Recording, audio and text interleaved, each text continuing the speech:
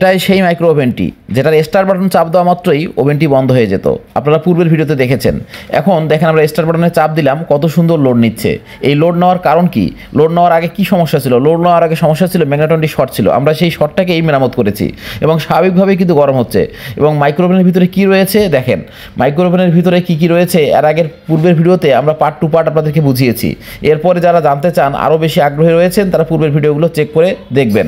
এখন সেখানে কিন্তু আমরা পানি দিয়েছি এবং পানিটা গরম হচ্ছে কিনা সেটা আপনাদেরকে ভিডিওর মাধ্যমে দেখাচ্ছি। ভিডিওটি কাটবেন না, পুরো ভিডিওটি দেখবেন এবং ভিডিওগুলো শেয়ার করে দেবেন যাতে সকলের এই মাইক্রো ওভেন সম্পর্কে মোটামুটি ধারণা চলে আসে।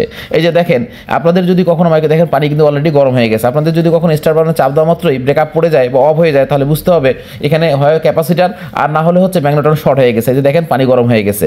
এখনই আমরা এই যে এখানে খুলছি এবং খোলার পরে দেখাচ্ছি। দেখেন ট্রান্সফরমার মাইক্রো ওভেনের যে ম্যাগনেটনটা রয়েছে সেটা দেখেন কি অবস্থা হয়েছে। দেখেন একেবারে গোড়াটা পুড়ে গেছিলো, পূর্বেই ছিল এটা সমস্যা। আমরা এটা মেরামত করি এবং মেরামত শেষে মাইক্রো ওভেনটিকে আমরা পরিপূর্ণভাবে সমাধান করে ফেলি। এবং যেমনটা দেখলেন পানি গরম করে দেখালাম আপনাদেরকে।